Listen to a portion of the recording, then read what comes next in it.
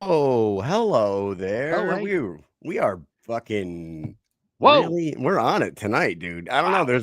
Okay. Welcome to the Mike and Mish show, your favorite Woo. place to talk BKFC. There's I was been in some another updates, dimension just now. bro. There's these updates on StreamYard just had me all fucked up here. I don't know, but now we're here and we're back. We've only been gone for 2 weeks, but it seems like we've been gone for a goddamn month. What's going on, Mike? Well, we just did about 2 minutes of a show, but we weren't live. So that was really cool. But that was after my microphone wasn't working. I mean, this is like the first day at the job here. First day. Yeah, Mike's microphone has been going fucking silly lately. It's been Very completely silly. bonkers. Very silly, Mike. But we're here. We got an awesome show. We got 3 fighters on the docket tonight. We got the man who's going to be taking on Gee Perez for the interim flyweight championship for the BKFC. That is Andrew Legend Strode. Then we're going to follow him up with a guy that we should have talked about a lot more the week after Fort Worth, Rodney, the Animal Hinton, that fucking guy. Yeah.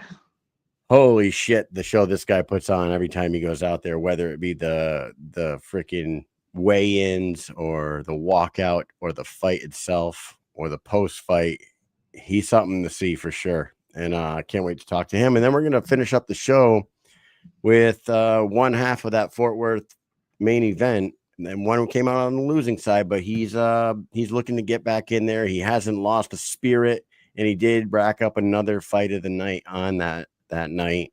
Tony Loco Soto will be on the show tonight as well. So what have you been up to, Mike? Oh, man.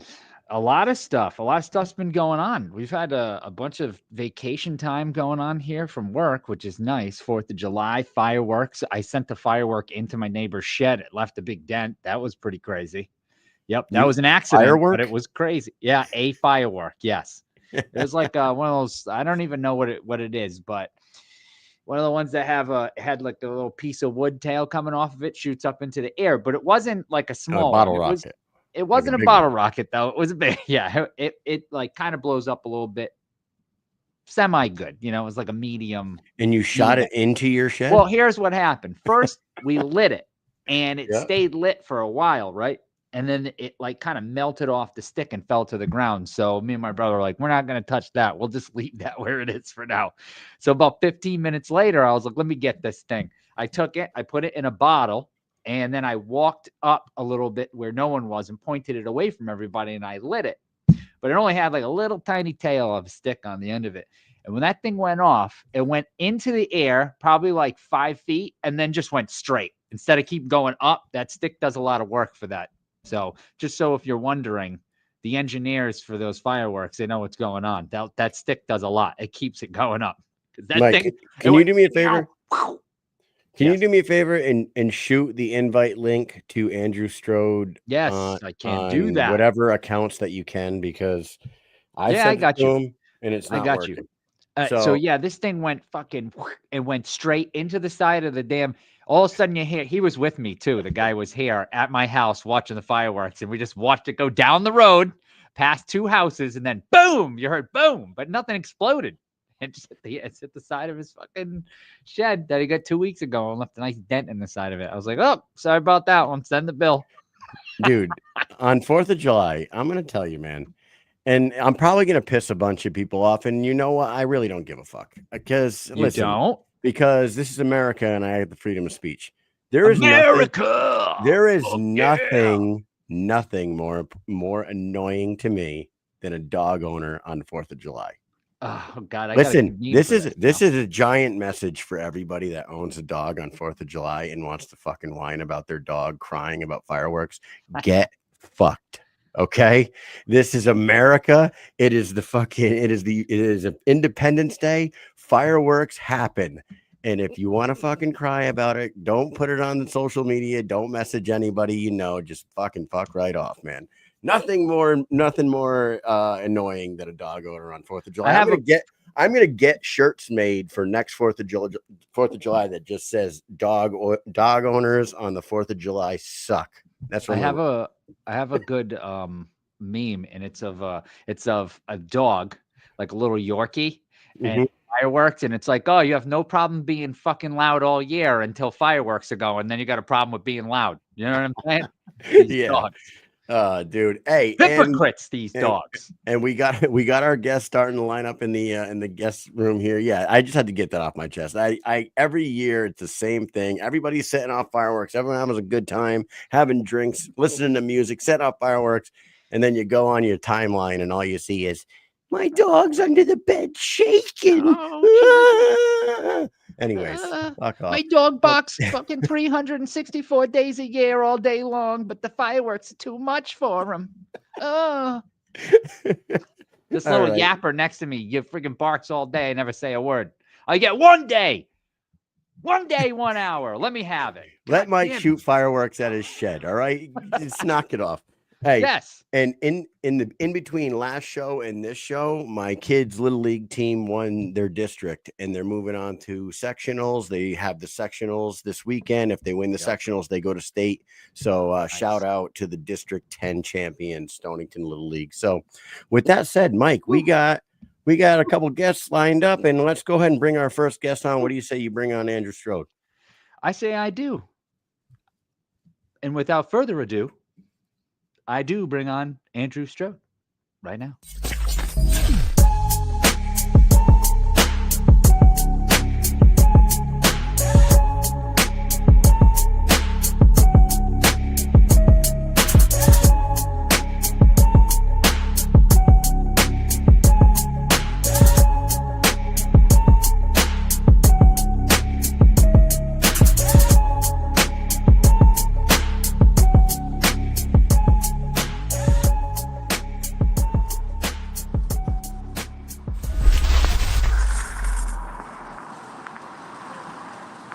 There he is. There he is. Andrew Strode, live from Hollywood, Florida, I'm assuming, right? Yeah, I'm in Hollywood, Florida right now. Just got done working out, getting the good air. Because we don't get that in Denver. But getting the good air, feeling good, ready for my championship fight and become world champion. Wait, I thought Denver was full of good air. Nice, fresh mountain air. Thin air. Very thin air. If we could get some. If we could get some air. Oh, man. You know what? It's killing me and Mike that we're not there because we have been to almost every event that has been in Hollywood at the Hard Rock. And, of course, the one that we're missing is an absolute top to bottom stacked ass card. Oh, yeah. Unbelievable card. You guys have a champion summit the 2 days before. You got the weigh-ins, and then you have another what seems to be homegrown built card again. Like, this is a BKFC fans dream card. Once again, they do it every time down there, and you get a chance to fight the cut man Gee Perez for a chance at becoming a professional world champion. How awesome is that? Yeah, I'm more than blessed. I'm extremely grateful for this opportunity. It's my first time ever fighting for a title, so I'm beyond grateful for BKFC giving me opportunity and everybody giving me opportunity to show the world that I can become a world champion. This is the weekend I'm gonna do it against a good cut man, but he's a good dude. But I'm gonna have to take him out this week. I was gonna ask you. Oh, I want to ask, like, Mike's probably gonna say the same thing. Mike's gonna probably say the same exact thing. Like, Gee's everybody's friend, right?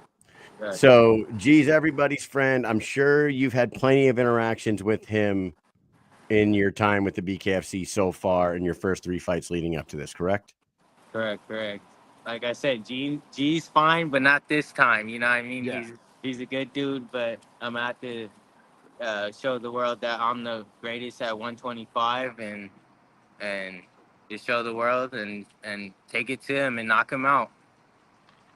Yeah, I was looking at, looking through your page, and I happened to come by our interview, and in the comments were the first people in there saying, congratulations to you is Gee. And I was like, well, what do you have it? The very next fight, you were calling for John Dodson, but Dodson's been kind of MIA lately, so now you fight Gee for the interim. Do you think it should be for an interim Is Dodson coming back? What's going on? You hear any rumblings over there? What's going on here? I think this fight should be the just the world for the whole thing for the 125. I don't think it should be interim. You know what I mean? He been missing for like since he fought Aguero. You know what I mean? Me and G have been fighting our ass off for the last 2-3 years. So this is the winner of this fight would be the 125 champion. And if he wants to, if John Dotson says otherwise, he could come meet me after I win this belt, and we could talk about it. Hey, when was that Aguero versus Dodson fight? It was You got that, Mike? 2024. So 3/29/2024. 3/29. So over a year, almost a year and a half ago. Yeah, it was a while ago. So that is curious to me because there is a 12 months inactivity thing with the BKFC. If you're 12 months inactive and you don't have a fight lined up, you're removed from the rankings. I don't know if that applies to the champions. I would assume it should, but that is interesting to me that he's still hanging on to the title and he's not working. But he is on that champions poster and he is supposed to be at the champion summit in a couple days. So I'm assuming they have something lined up for him. And hopefully what they announce is that they are lining him up tomorrow, lining him up with the winner of your guys' fight. That is the rightful fight right there. That makes the most sense. Yeah, I agree. I think that makes the most sense. You know what I mean? This is the last three and remaining in the 125. Like as of right now, I think that that could compete against each other. You know what I mean? Me, G, and Dotson. You know what I mean? Everybody was calling G and Dotson out earlier this year for like that belt. I seen it was trending on social media. That everybody wanted G and Dotson to fight, but they forgot the best fighter in the 125 is me. So I'm gonna interrupt all those plans and show him that I'm the greatest 125 flyweight champion of the world of BKFC. And you've been saying that since the first time we talked to you that you're the best 125-pound fighter that they have. You have looked amazing. The first fight with Caprio was a banger. I think he might have knocked you down, right? You guys both knocked each other down, and then you finished him.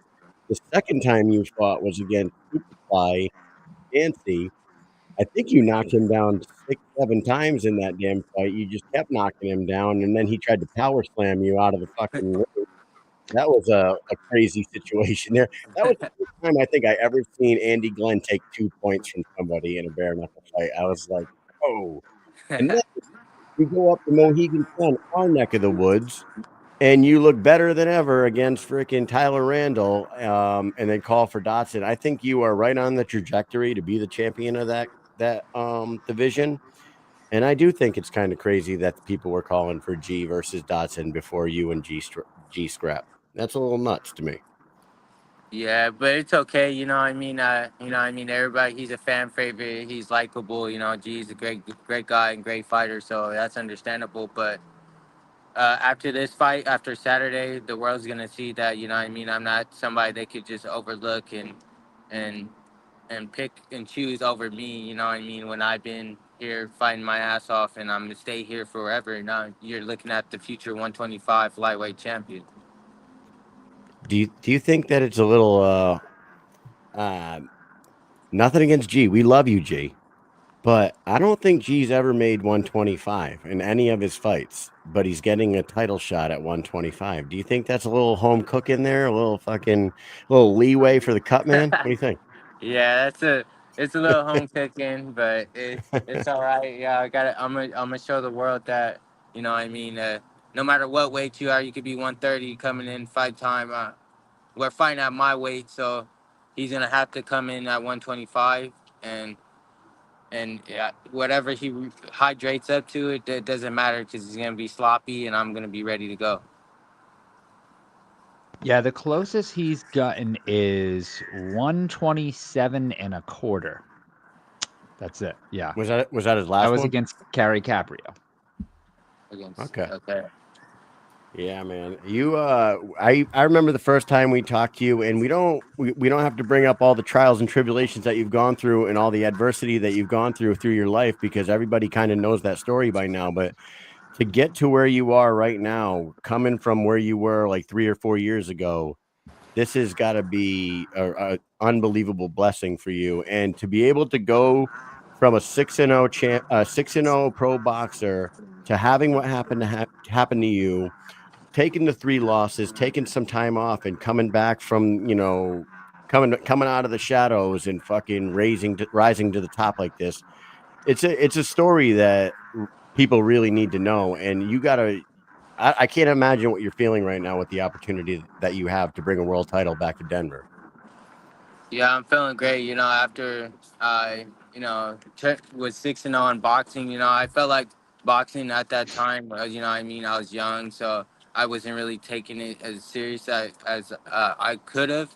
I could have, the sky was the limit for boxing, but, stuff happens and unfortunate, crazy stuff happens in my life where I had to think about stuff and regroup and come back and to show you guys, this is not over, this is the start of the story. And I know that people is like everybody goes through something and gone through something, but I really been through something that made me motivated to change my life to come back in a better organization, better combat sport, and show the world how great I really am. And Saturday, July 12th, the world, Hollywood, Florida, the worldwide is gonna see how great I am, because this is everything.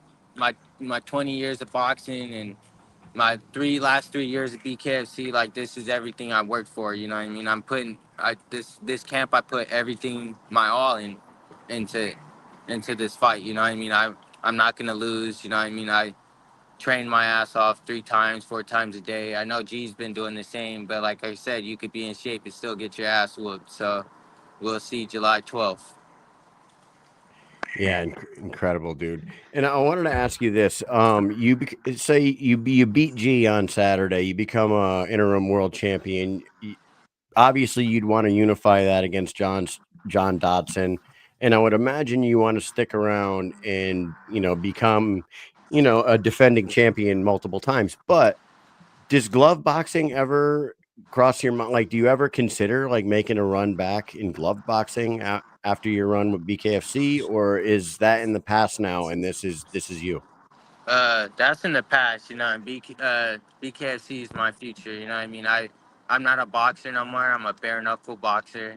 That's old, If any of the fighters that think they're brave enough in boxing to come over and take what's rightfully mine, they could come over to BKFC. I'm not pursuing any more boxing no more. It's over. And It's you know over. what? And you're in a gym out in Denver that is loaded with bare knuckle talent, but also just like not just boxing, combat sports talent. So I would imagine you coming from like a extremely strong boxing background and then getting in a gym like Genesis and like rolling around and grappling around with guys like freaking Kamosi and those guys, you're probably developing a really strong clinch game or a really strong grappling game to mix into your, traditional boxing pedigree, right? Yeah, right. A lot of people don't know that I've been like working on. Well, of course, and people don't know, but a lot of people don't know I've been working on a lot on grappling. As you can see it from my first fight to the third fight, my grappling and my under and overhooks got really good.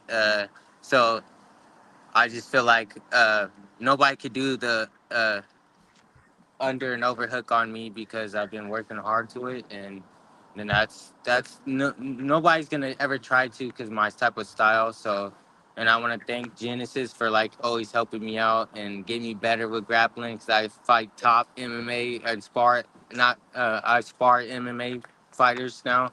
So it's like I'm getting the work of getting hold on the whole sparring time, and it's just been good. So I'm really thankful for Genesis showing me different routes besides boxing. You know what I mean? That I could learn because there's multiple skills of fighting. So I'm grateful and I'm ready to show everybody what I've been working on. Was grappling one of the things that you were like worried about coming into bare knuckle? A little bit, but you know what I mean. I've been wrestling. I was the youngest out of my brothers, so I always get beat up wrestling. So I always had to fight my own off. So it's never no hard thing for me. I feel like that's the thing. Like in the beginning, a lot of MMA fighters had. I don't want to say they had more luck. They did better, you know, in bare knuckle in the beginning. A lot of MMA. There's still some MMA, MMA fighters do good or whatever. But it seemed like the boxers at first is like, what the hell's going on here? There was like an element that they didn't have, like the grappling and stuff. If somebody came at them and kind of grabbed onto them, it would kind of throw them off. But I feel like now you see more boxers and they're starting to kind of take over. That's my observation from the beginning. It was all MMA champions, and now boxers are starting to come up. Now that they're starting to figure the sport out and they're starting to practice a little bit of grappling. Yeah, I'm ready. I'm ready to be one of those couple behind Trout. You know what I mean, of winning the world championship from boxing. You know what I mean. I've been boxing for 20 years, and this sport is made for me, like perfect. You know what I mean. Boxing, I just felt like it was too easy, and with the gloves, I like getting hit sometimes. You know what I mean. It motivates me to throw back and be aggressive.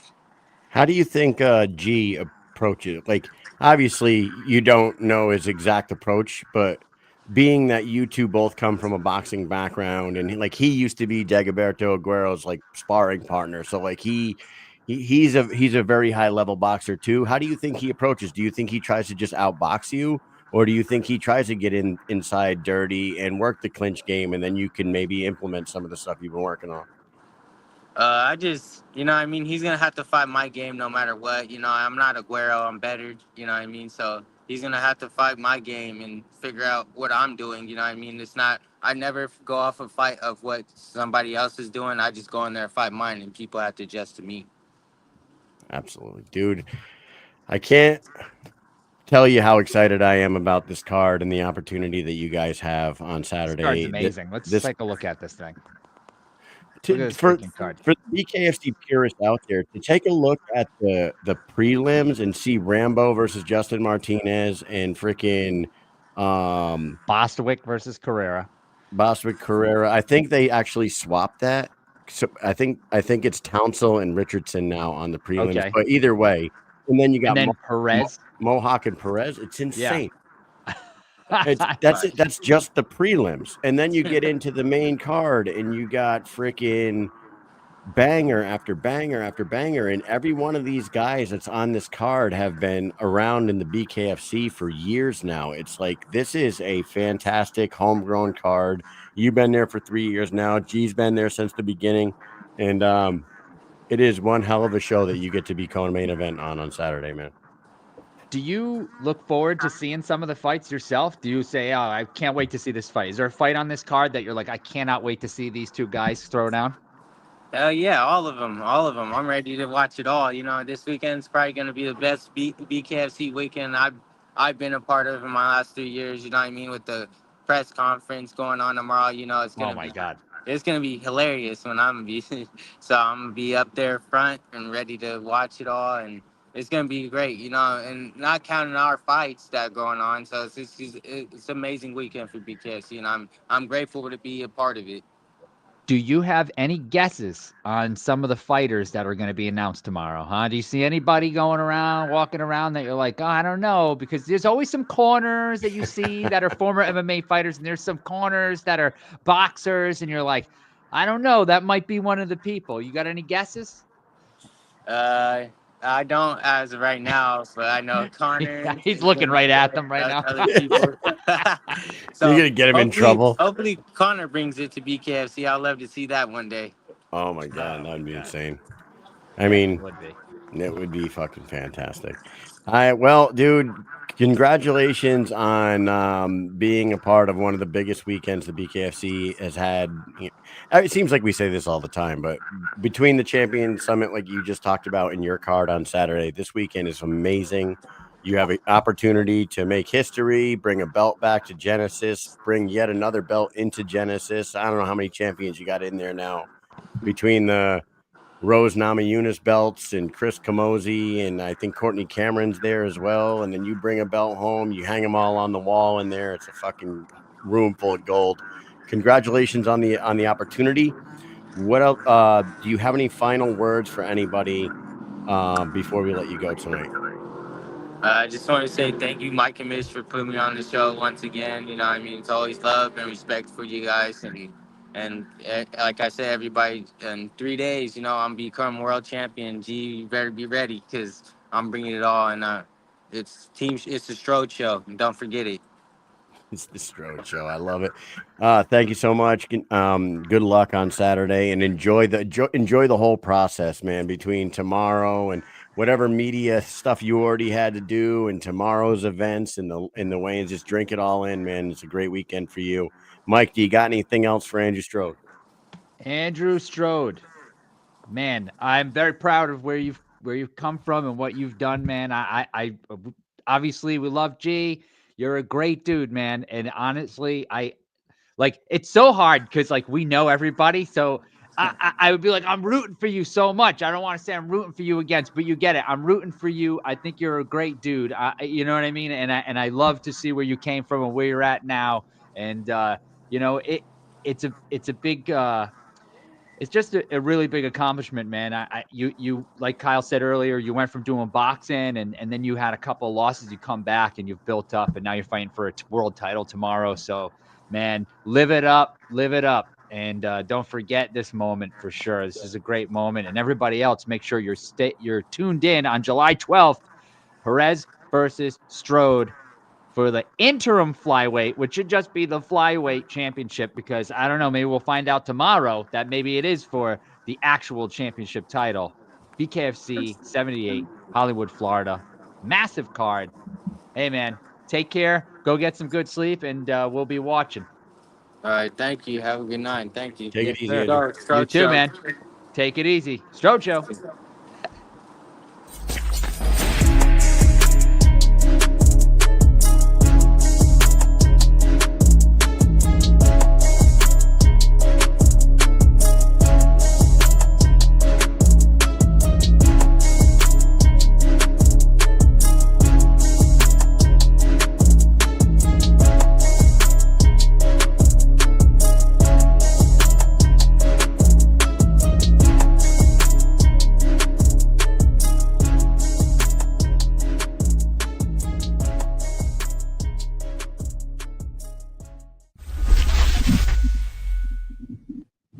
Rodney, the animal. Hinton. Look at that guy. What's going on, y'all? What's going on? We got you on the show, my man. How are you doing? Oh, I'm blessed and highly favored, man. I'm finally on the Mike and Mish show, man. I always wanted to be on this show. Just nothing but energy tonight. I can't wait for the event going on in Hollywood this weekend. Just got done with a site workout at the gym. We just getting home. We're heading home. So yeah, man, I'm just running on nothing but high energy, man. I'm glad to be on. Thank y'all for having me. Absolutely. I was telling Mike, I told him last time we had an episode right after the Fort Worth show, and I'm like, we were going over things that happened. I don't know if you were watching that episode of this show, but I said, dude, for being like, you're a quiet guy, you're a almost a laid back, calculated guy. When it comes to putting on a show, whether it was the weigh-ins or your walkout or the fucking action in the ring or the post-fight interview, you absolutely freaking turn up the energy and you deliver to the highest degree. And I gotta tell you, man, you have turned us all into massive fans of Rodney the Animal Hinton. Travis Thompson, you're not the only animal in the BKFC anymore. All right, here's Rodney Hinton, man. Unbelievable how you turn it on, my friend. Oh, I'm good, man. I'm really good. Just staying locked in and focused.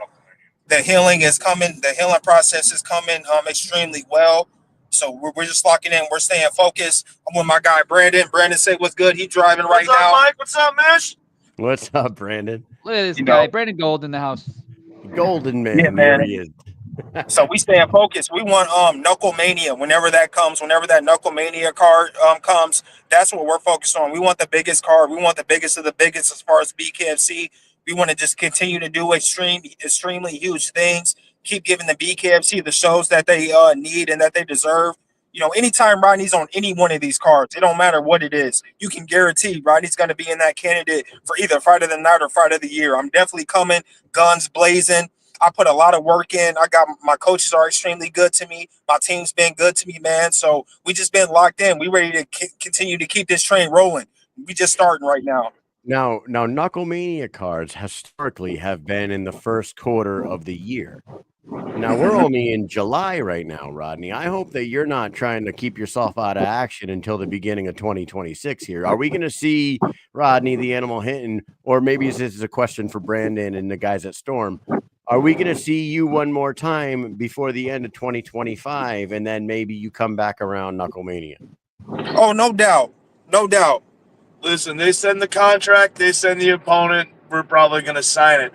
But they all need to know we're going down to 55. Oh, okay. All right. Go down to 55.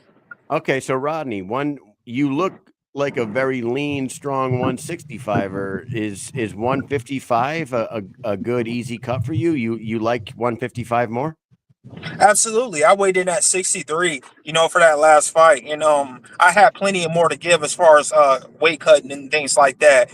I'm just going with as far as like what my team want me to do. If they feel like 55 is the best option, then I'm totally on board. Personally, I still feel like I'm still an animal at 65, but my team is leaning more towards 55. So, if that's what my team wants me to do, that's what I'm going to do. But either way, I feel like 55 or 65, like it's nobody stopping me right now. Either way class. Have you watched Silence of the Lambs or Hannibal or Red Dragon or any of those movies yet? Believe it or not, man, never even heard of it. Never even heard of it. So when we were heard of it. Right. So we were in the plane. We were in the van ride to the hotel. I mean, to the airport from the hotel on the day after the event, and I was riding. Rodney?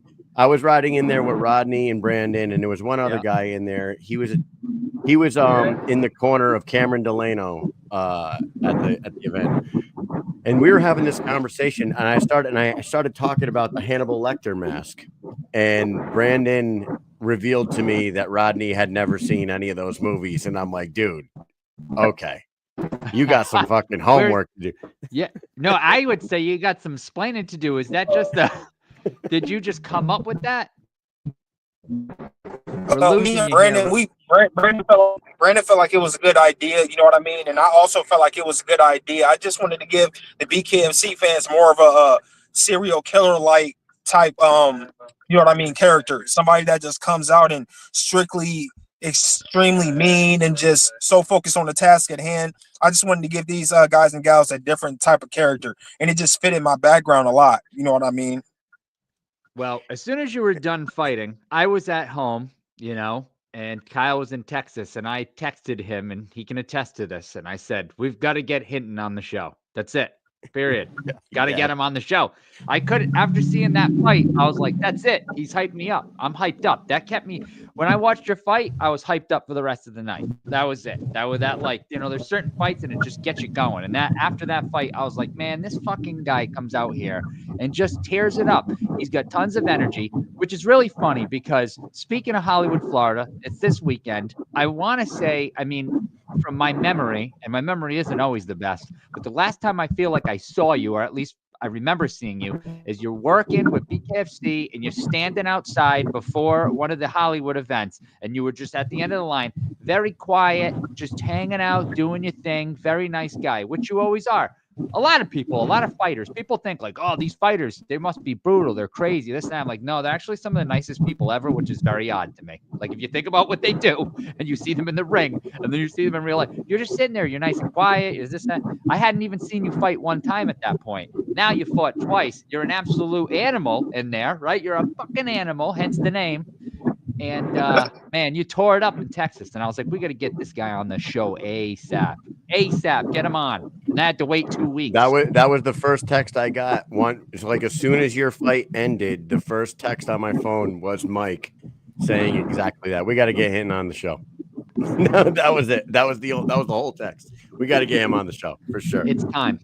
And I want to say to piggyback off of what Mike just said, we saw how emotional you are at the weigh-ins. We saw how emotional you are on the walkout. We saw the absolute insanity energy that you put in the fight. We saw your energy in the post-fight interview. But I saw you afterwards. I saw you at the hotel. I saw you in the van. And like Mike just said, he saw you in line in Hollywood. There is such a different range of emotions with Rodney Hinton between quiet, composed, dialed in training, putting on a show at weigh-ins, absolutely pouring it out in the ring. How do you control the different ranges of emotions of Rodney the Animal Hinton? Because it seems like you got very highs and lows of pretty much everything. Absolutely, man. It just comes from my background. That's been natural to me since I was 8 years old. You know, just keeping my my emotions and everything controlled and dialed in. You know, when it comes time to fight and when it comes times to be the animal, you know, I'm definitely going to be that guy. I'm definitely going to be the one to come in there and try to tear all my opponents' heads off. You know, when it comes to preparation and as far as practicing and as far as like, you know, everything leading up to the fight, I'm as smooth as a cat, you know. So I kind of mastered it. You know what I mean? It's kind of hard to explain, but I definitely mastered that from being cool, calm, and collective, you know, before fight time. And then when it comes time to give the BKFC fans a show, give BKFC, the organization in general, a show, you know, it's just this switch. I can't explain it. It's this switch, and it just automatically turns on. And then that's when you see Rodney activate the animal mode. I just get into a different type of mode. And I actually look at it like the fans. Like sometimes I can't even believe half of the things that I do. You know what I mean? As far as like from the ring introduction, going down there and being in the ring, swinging the way I do, and being, you know, in the fights. Like sometimes it shocks me as well. You know, like I'm not always there. This Rodney that you talk to, it's not always there in the ring. Like it's a whole entire different animal. You know, so I just did a good job of mastering it. Yeah, it is amazing how you have definitely mastered the different ranges of Rodney Hinton for sure. And we talked to these guys. We talked to your team and your coaches, and I don't know who that is behind you. I can't tell who. Dallas. That's Dallas. What up, Dallas? What's going on, dude? Oh, this guy's fighting. No, this guy's fighting this weekend. He is part of one hell of a fucking card in a couple of days, man. This is one hell of a weekend for you, Dallas. It'll be a good one, bro. Hoping to get. You know, I got to keep my house packed. I get lonely. I know you always get a ton of people living in your house. We had Scott Roberts here about an hour ago too. Hey, check this out, man. Check this out. Look at that. Ricky versus Davison. Live 12, BKFC 78. You better be tuned in to see Ricky versus Davison. If you're not, you're wrong. Hell yeah. Dallas, be a good one, man. We get some teeth. Dallas over everybody. That's crazy. Thank you, my boys. Good to hear from you. Hey, Dallas and Hollywood. Dude, you guys are a fucking trip, man. And then and just to go back to Scott Roberts for a second. Mike, did you know that? Did you know there's the law offices of Scott Roberts right down the street from our fucking facility? Did you know that? I know. I pass it all the time going to the gas station. That's crazy. Anyways, but hey, getting back to you, No, Rodney. I didn't. That's crazy. I'm gonna have to tell him. Yeah, tell him it's the law offices of Scott Roberts. It's fucking hilarious to me. I will. I'll do it tomorrow.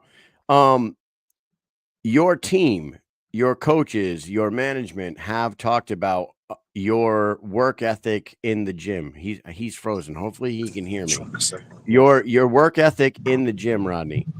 They have talked about how they have to stop you or you will keep on going. Is that still a thing? Are you still the energizer that keeps on going and they have to actually dial you back or you won't get out of the gym?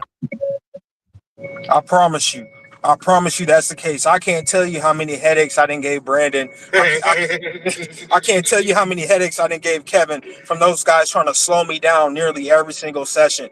Like it's something that digs deeper within me that where I feel like I got to keep putting in the hard work. It's these mental demons that creeps up in me. Like sometimes it might not even be true, but it's something telling me that my opponent's still working when I'm relaxing. And that's something that always gets to me. Even when I'm in my room, Brandon comes in all the time. Like, Like he'll let me go for a while, but once it reaches his burden and him on the inside, he'll be like, all right, now you got to wrap it up. You got to stop. You know what I mean? Now, let me ask you this. You told us that earlier you have the calm, composed, collected side of Rodney Hinton. But when you get in that ring, it's not you. It's a different animal. When you're in the gym, when you're in the gym, is it hard to control that animal? Like when you're in a sparring session with these guys, is it hard to dial that back for you? Is that something that you've had to work on to, don't go 100% or you might hurt somebody in the gym?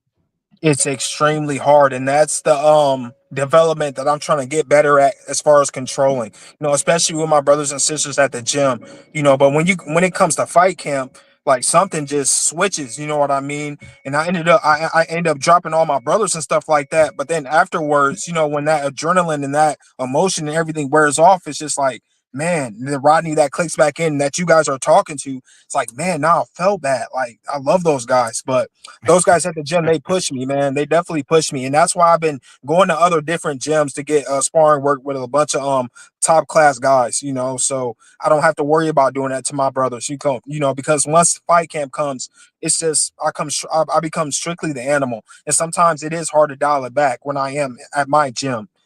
So I'm trying to do a better job at controlling it, but something takes over the spirit. Look at this right here. Kevin Smith says, I was driving to the barbershop yesterday. It was 102 outside, and there was Rodney running down the street. Yep. I don't like running when it's Just avoiding 75 that heat stroke. Dodge that heat stroke. Just dodge it. Yeah, it's shadow boxing that heat stroke. Yep. Oh man, it was steaming. It was hot. I was out there. I did about 7.5 miles. Kevin caught me right at the end. Nice. 7.5 miles and 102. That's some crazy beautiful. shit. And you said you've been Beautiful. going to other gyms, trying some other people out and whatever. And I know that you got some training in with the Misfit, the champ, right? Didn't you get some Misfit time? Yeah. My favorite fighter of all time right there. Shout out to the GOAT, man, while we at it. Shout out to the GOAT. Shout out to Christine Ferreira. Shout out to the Misfit, like the greatest of all time. When I went down there in Las Vegas, that was some of the best work I've ever got. And that girl's been in my corner every single since I've known her back in 2022. She's been in my corner. She's been coming up with workout routines for me. She sometimes reaches out, whether it's 2 to 3 in the morning to 3 to 4 in the 3 to 4 in the afternoon.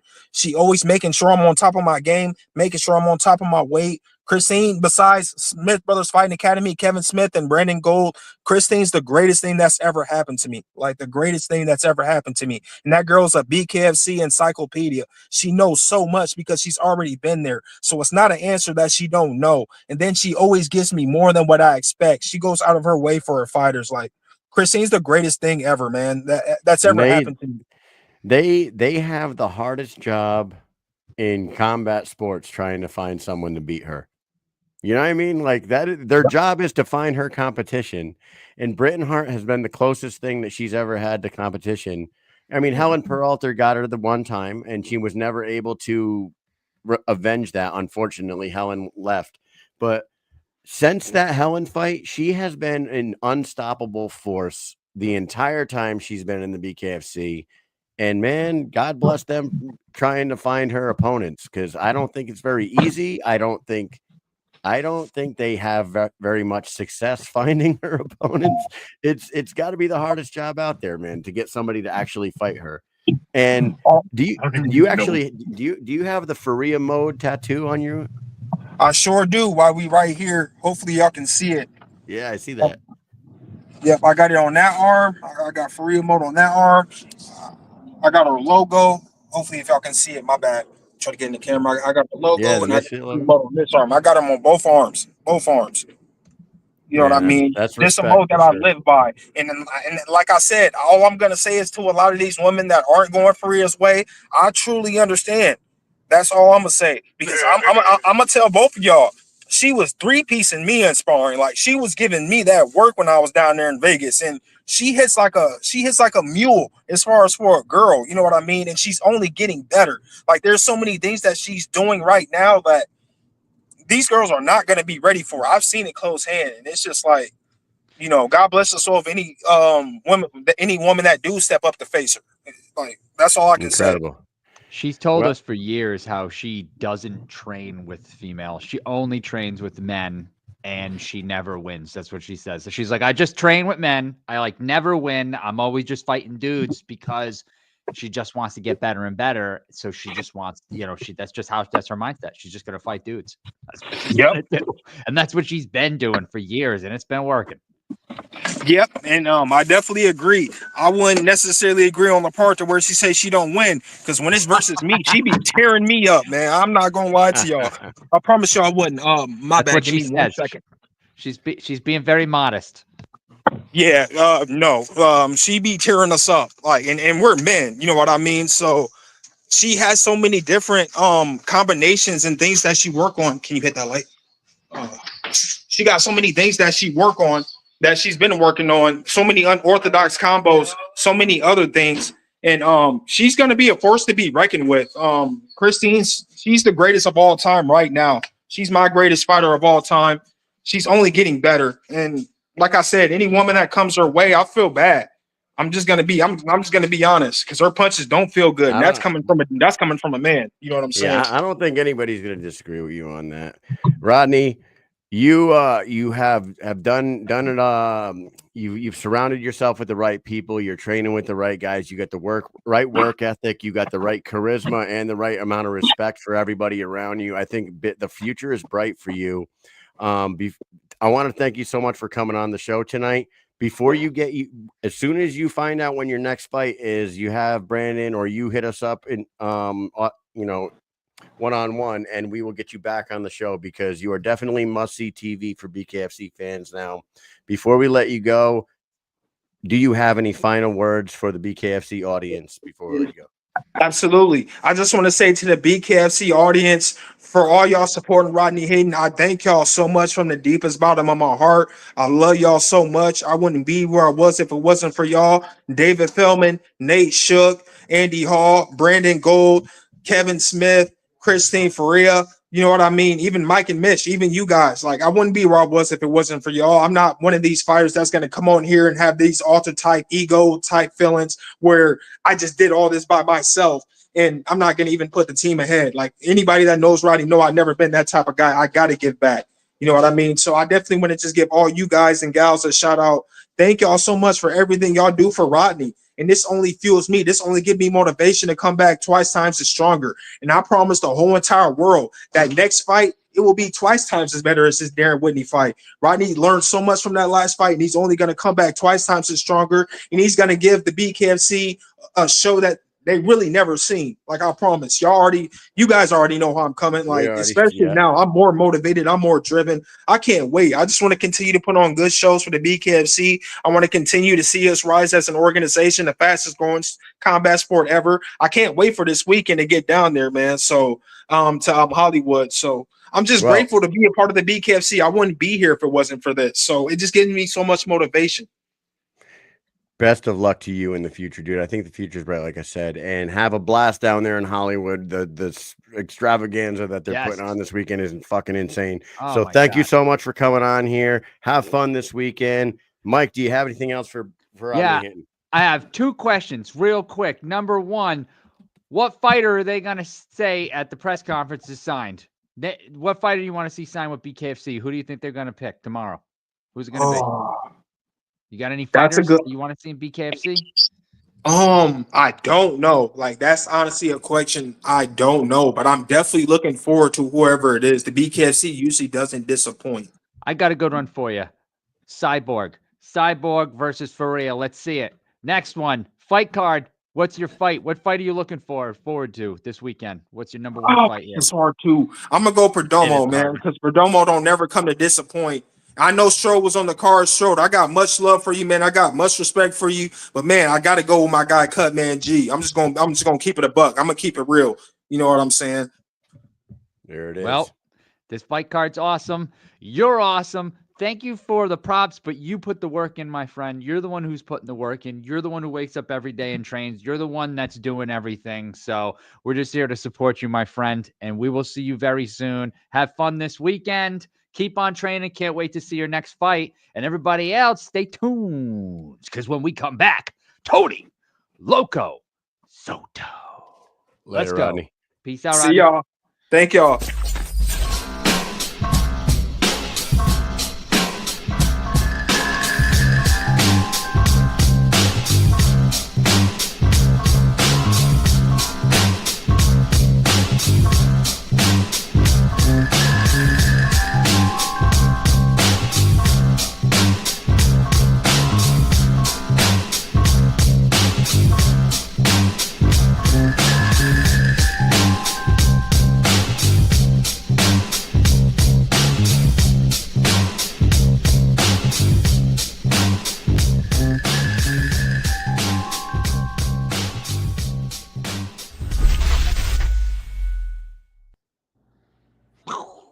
There he is, this fucking guy. How are you, Tony?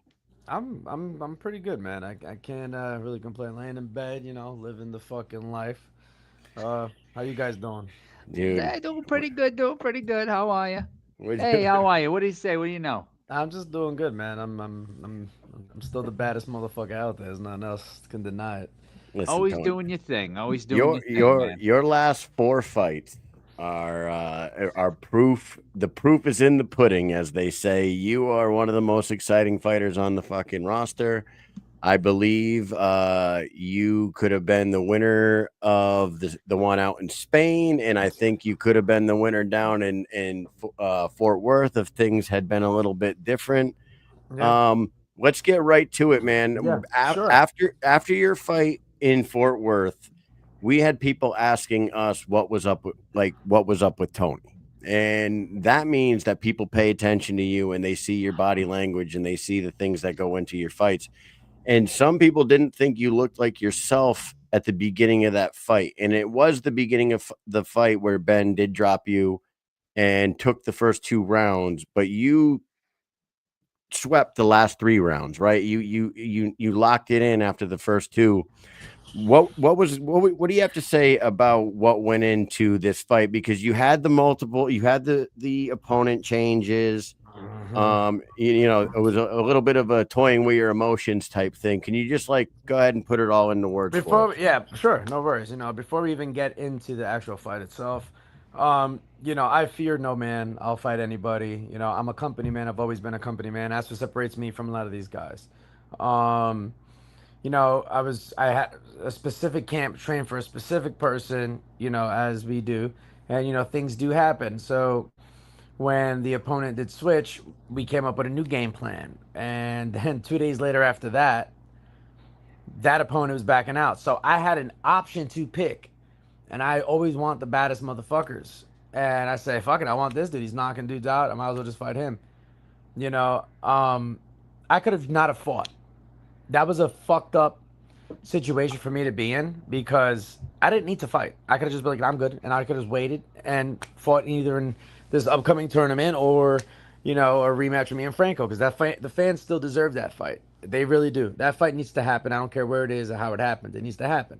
Me and Franco talk on the regular, and we both agree, and we are both cordial of each other, and as professional as it gets, we want that fight. But my head was in the fight. I was there. I just don't think my heart was this time. That was the difference. I was there to fight. I was ready. My training was there. Just my heart wasn't there like it normally is. I just felt like, there's been so much going on, and even leading up to the fight with licensing, and I thought everything was taken care of, and that's a whole nother situation. It's like there's other things I should be getting taken care of leading up to the fight that I shouldn't have to worry about, on top of opponent changes. But into the fight itself, I knew the first round and a half, we already knew he was gonna not have the gas tank that I have.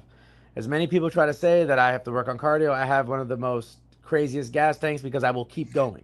Can I stop you for a second there? I have heard that, and I honestly, I don't know where people are coming from. Yes, you do sometimes slow down, but then you turn it back up again. You have like a lull in the match, but it doesn't. It's not like you fucking fall off a cliff and don't come back. It's kind of like your thing to It's like, surprise, motherfucker, I'm back. Yeah, surprise.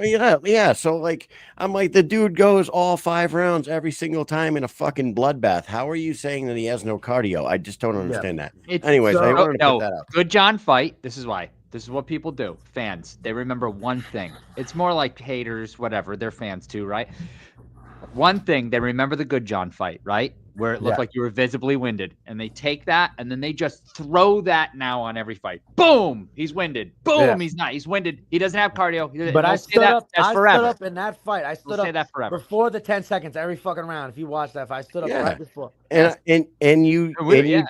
were the more aggressive fighter in the final round of that fight. Right, so now we'll talk about the fight. The beginning rounds come.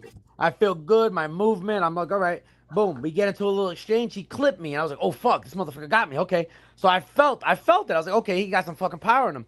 Then he caught me with a left hook in another exchange. I'm like, fuck. You know, I got off my balance. I'm like, all right, this motherfucker's got some power. All right, now we need to get on the ball. So, you know, I finished the rest of the round. Second round comes in. I'm like, all right, his power it's going down. Like, all right, I don't feel it as much. He punches me in the back of the fucking head, son, and it forced me down. Realistically, I had a lump in the back of my fucking head. David even talked about it on the show. The world's seen it. I got punched in the back of the head. Home. They replayed, and I could tell. And I went down, but I didn't go down from a punch to the face. I got punched in the back of the head, dude. All right. Whatever. I'm not here to sit and make fucking excuses. Everyone can see it, yeah. But I want the world to know that it's been the same referee with 2 bad calls in the last 2 fucking fights.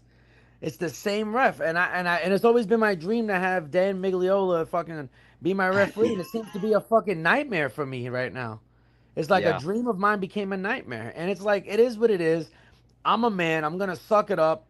I'm gonna roll with the punches, but you cannot be proud of winning a fight like that because you ran from me the whole entire fight after that. You literally ran. He ran backwards. Rewatch the fight. The boy was running backwards. 5th round, the man barely threw a goddamn punch. You know? I was really hoping, and not that, you know, we are ultra fucking unbiased on this show, but I was as a fan of this sport, I was fucking hoping that you got a knockdown in that 5th round, because if it went to a 6th, because if you got the knockdown in the 5th round, I thought that they were gonna call it a draw, and now let's clear the air with that too. Ben Bonner, I'll give him that, man. That man is a tough son of a bitch, and I give him all the respect, all the props. I talked to him before. I talked to him after the fight. You know, all respect. It's all love, man. This is a business. This is the hurt business. I wish we all go in and come out the same way we come in. You know, 100%.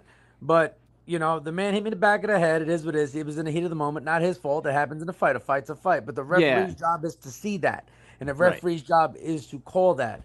And I think something that BKFC needs to start implementing, because I'm not the only opponent that this happens. This happens to other opponents and other people who compete. I think we need to have a replay, and we need to have where between the rounds, they're able to dictate and fix that between the rounds sometimes. I think that'd be a great thing. Like if somebody, you know, got clipped and took a knee, but the ref didn't really catch it all the way, and then they re-watch and like, hey, you're gonna be fucking. That's gonna be a 10-8 round because you did take a knee. I just didn't see it that quick. Because when Kai Stewart fought Jimmy Rivera, they both took knees in that fight, and neither of them was caught. Yes. Right. Oh yeah, absolutely. So let's be real. So hold on.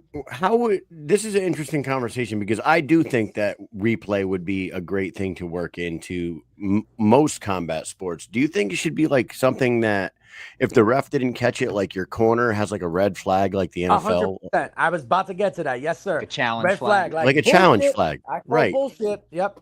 Right, you guys get like one challenge flag a fight, and if you you get the challenge right, you get the flag back, and you still 100%. Keep your challenge. 100%. That would be amazing. 100%. Actually, I think that would be fucking. I think amazing. That's a good call. You know, like I said, I'm not gonna sit here and cry, wham, because I watched the fight over and over. I didn't watch as much as the fucking Franco fight. I think I've watched that fight more than I've watched anything in my entire life, and I mean that.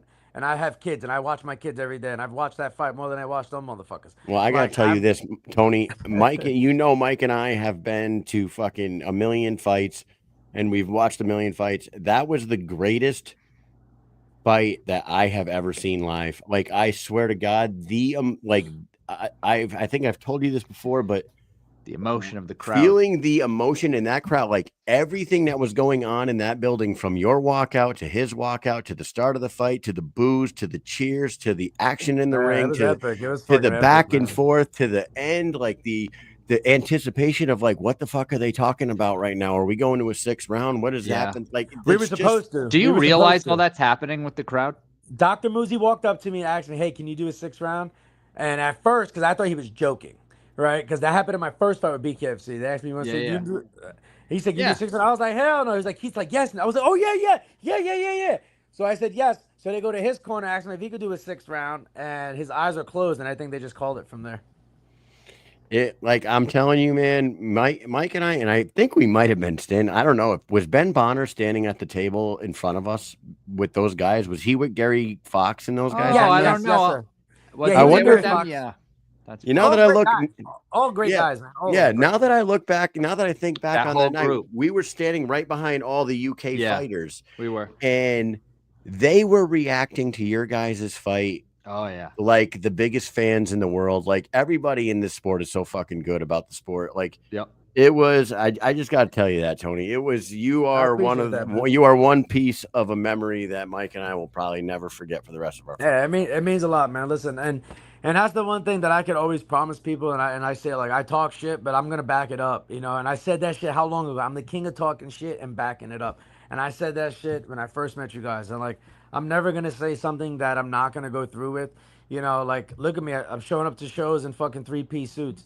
You know, I'm here now. Like, I'm trying to be one of the faces of this company. And I think, you know, this little setback, it is what it is. You know, like, I'm gonna do what true champions do. I'm gonna get up, I'm gonna dust the knees off, and I'm gonna get back to business, man. I'm gonna go back to what I do. I'm gonna fucking go to the drawing board, see what I need to fix, and that's pretty much it, man. Like, I'm more driven now than I even was again, because it's like, you know what, I've been on a winning streak. I haven't lost a fight since what, fucking 2016, and I'm coming off 2 back-to-back losses. This is not who I am.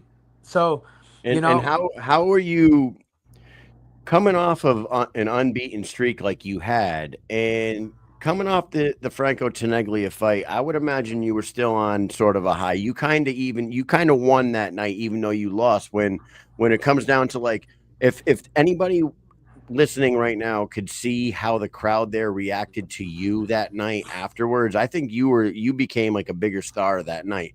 This last one's different. yeah.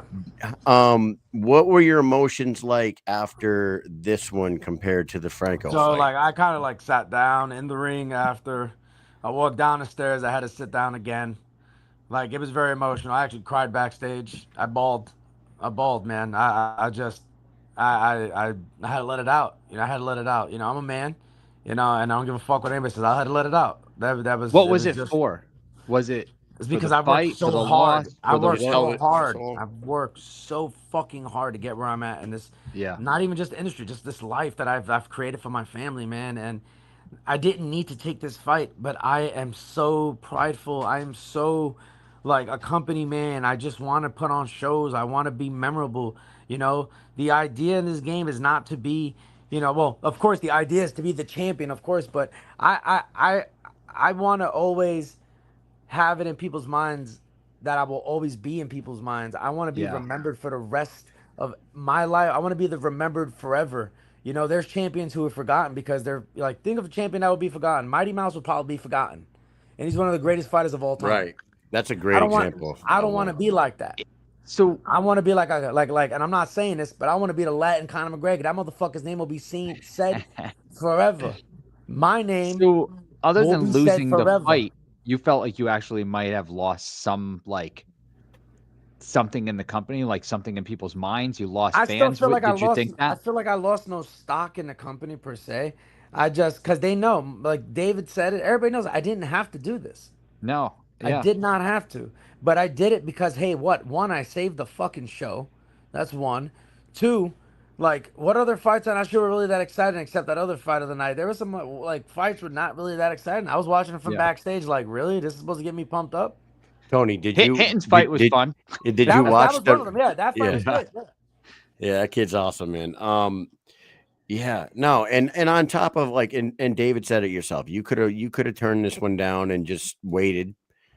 Taking a fight like this against a guy like Ben Bonner is absolutely dangerous because, like you said, it's a multiple change and game plans and that. But Yeah. not only that, when he actually showed up there, I know that, you know, during, like, the, you know, in the fucking gamesmanship about it, you were saying he's not that big. Like, we're about the same size. That's No, a big fucking guy, dude. I weighed more than him. You weighed more than him? During the hydration, yeah, I can send you a picture to blow your fucking mind. Day of the fight, I was 175, 176 point something. I was like a pound more than him. Really? Because Yeah, we step maybe on it a was scale, just the height and length or it's something. proportion. I have more muscle mass around Density. Yeah. density around here. He's got more like legs and a longer torso. It's just the way we're structured, man. I weigh He more did than him. look big. He did No, I look was big. good. You got thick bones. I got thick bones, but I got these fucking paws here. But Take like it easy with them thick bones, huh? when Keep I them to stepped on the yourself. scale, because we step on a scale before we go out, walk out, and I seen his weight, and I seen him, and I was like, haha, we more than him, haha. Like this was a very, very fun fight. I had a blast in it. Like there was at one point in it where I screamed, I said, "Come on!" You seen him? I was, "Come on, motherfucker!" Like, like I just wanted to, I just want to fight, man. Like I just like fighting, bro. Like that's what I like doing. I still feel like I will be a champion. I'll be in title contention again soon. I'll fight one of the contenders. But it sucks that I had to go 6-0 before even getting in the fucking title. You got guys coming in 3-0, 2-0. It's crazy. But I'm okay. I'll be the workhorse. I'll be the guy that'll be in the video game with the highest fucking stamina, the highest chin, and the biggest heart. Like I'm okay with that. I'm No okay with stamina. that. You've got no Hey, stamina. you know what? Remember? Yeah, you got no That's not cardio. what your mom said. No, you got stamina. Your mom talks about his cardio and his thick bones. Yeah, You know you what kidding I'm me? saying? Damn. Yeah. Does she? I have to Listen, talk to her man, about the that. BKFC knows your stock because listen, and I talked about it earlier, and I'll talk about Fort Worth as well. Like my cousin Stacy was there. Stacy hates violence, but I was in Fort Worth. and she was- Stacy's mom Yeah, has got it going on. So I'm down in fucking Fort Worth, and she lives down there with her husband. I'm like, I can get you guys some tickets. Come to the fights, and she's like, I'm not into that kind of stuff. Yeah. I'm like, just come out. I'll get, you're you'll gonna have be good, into it. you'll have good seats. You'll have a good time. It's Yeah. guys like you and the BKFC know that turn non-fans into fans. At the end of that fucking night, Stacy was like, I don't like how much I like this. I think I love this. She's like, when are you guys coming back down here? I think gotta I go. love you. So what am I so afraid So of? I'm telling you, and it's guys like you and Rodney Hinton that like pour it all out there that turn non-believers into believers. So they know your stock, but so that leads you to the next question, leads us to the next question. Coming off 2 losses, what is next for you? What are you trying to do? You trying to get right back in there? Are you taking some time to regroup? I'm in great shape. I'm 100%. My hands weren't even swollen. I mean, I came out of this fight pretty much. I had to fucking have the little stitches here that dissolving. My ear, it was right next to my ear. The cut's already healed all the way. I heal fast. I this is what I do. This is my life. I came into the game working a full-time job. This is my full-time job. I'm looking to hopefully get on the Verona card in Italy. I think that'd be a great if it's in Verona or if it's in Rome. I don't fucking know exactly where it's at, but I want one of those. You think you can get that, Franco? Even though I'm assuming Franco wants to fight Ben. Oh, but they're doing the tournament. There's so much things to talk about. The tournament. What the fuck are they doing with this what tournament? I think is this.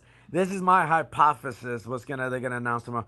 Remember that bullshit million-something fucking dollar thing? I think they're gonna announce 25 million. Yeah, I think they're gonna forget. I think they dropped it and they're gonna forget about it altogether. Get rid of they're that. Gonna do some tournament or whatever. I think Palomino's trying to get in it. He ran for me for years. We all know that. We're not gonna get into that. But I don't care. I'll fight anybody. 155. It's my division. It's what I'm doing. I'm still interested in dropping down to 145 and fighting Kai. That's something I really want to do. I really, really, really don't like him. And I think the fact that I don't like him will make it more unremorseful for the pain and suffering that I would bring to him. What is it? What is it with you and Kai? Why do you guys hate each other so much? What's going on there? Well, I don't really hate. I have no hate in my heart. I just like him. You just think he's a little fucking prick? Is that what it is? I just don't like annoying fucking people. He's fighting half crippled fighters. He's fighting, like people who, I think the toughest fight that I actually think, which surprised me, which I do give him, his flowers for, was when he fought, what's that kid? Jimmy Rivera? No, Jimmy. HD? No. I love Jimmy. Yeah, HD. But with HD, he's not a wrestler, so he fought smart. He fought him in the pocket, which is smart. He can't do that with me. He can't fight me in the pocket. And he can't fight me from distances. I can fight either way. So I think that'd be honestly a stylistic fight for me. That would be great. He has a good gas tank. I got a good gas tank. I like to bang. He can't bang. He's taken a couple shots. He's never really taken the punches that I can take or dish out. So I think that'd be great. That would be a fucking I would like to see that for That sure. would be a But good honestly, one. Then. like I said, like you got to look at the top 5. I guess I was ranked number 1. Now he's interim champion, so it doesn't really have who's up there. I know now Franco will be above me, so I'm ranked number 2 right now. So I looked at the thing or whatever. So I am number 2 still. So I'm still holding the top spot. You know. Why would they announce that Franco is no longer the champion, but still keep this an interim title fight? Well, because I believe it is in the contract or something that once you're a champion, you cannot fight in any organization, which I do understand. It does pretty much throw shade on the organization in a way because it's like, hey, you can't do this and this when you're our champion. I get that. Makes sense. But why not make you and Ben's fight for the actual title then if he couldn't be the champion anymore? Right. That's the confusing part for everyone. That really did deter me also because I was thinking, so this belt is not even for the real belt. It's like a runner-up belt. It's like a runner-up. It's like, dude, I've been the runner-up for how long now, bro? Like, we were just talking to Strode. We were just talking to Strode, and almost the same thing is happening, right? Dodson hasn't fought for a year and like 4 months, and now he's fighting for the interim flyweight champion against Gene. It's like, why interim? What is going on? Is there a planned fight here? Like, I don't get that. If somebody hasn't fought forever or they're stripped of a title, there's no need for the interim talk. Well, what was his name? Palomino went over a year without defending one of those titles, and they held that shit, you know. And that's another reason why they're not trying to do the 2 division belts. I know that, you know, I me and him are very cordial with each other. We talk here and there. What's his name? Trout. He's trying to come to 155. Shit, I would love a fight like that. That'd be great for me too. But I know he's gonna get it in. He's probably gonna get like a automatic title shot or 4-man tournament thing. But you know, stylistically, like that would be a great fight too. Like I said, I'm not here to turn down fights. You guys know me, man. I'll fight. You know, it's just got to make sense financial wise because I'm coming to put on a show, so I need to be, you know, compensated for what I'm coming to do because I'm putting asses in seats too. You know, like people want to see me fight. So, if they do this 4-man tournament, and I don't want to beat this thing to death here, but if they are going to do a 4-man tournament and Ben Bonner is one of the guys in the tournament because he holds that interim title. And Franco Tenaglia is probably in the tournament if he's allowed in the tournament. And then Palomino's the third guy because he never really actually lost to 155. Why wouldn't the 4th person be you, seeing as Trout. you were you? Oh, Trout. Okay. Trout. All right, but so now here this goes. Should be a 6-man tournament. Add me and Kai. Yeah, it would have to be 8 though. 8. It would have to be 8 then. Yeah, I think they're fucking the tournament. To do an 8-man though would be so tough to line up with injuries and stuff. It'd be crazy. No, you'd have to do 8. Winners have to fight each other. You know? Yeah. I do math. I do fighting. But that's the thing though, because if they did that, the problem is like who gets injured, how injured are they? Like if the winner's injured, are they going to? You could do a 6-man tournament. You could do a 6-man tournament, and Ben Bonner and listen, Ben Bonner and Franco Tenaglia get a 1st round bye. Yeah. And then the 2 other fighters fight. Whoever wins this one fights Bonner. Whatever wins this one fights Franco. They fight each other, and the winners go to the fucking final. That'd be awesome. There we go. See it. Boom. That's why I hired you guys. There you go. That's why we're wicked smart fucking guys. There you go. You can do that. That could work, maybe. Gotta do something with all that extra time in the military.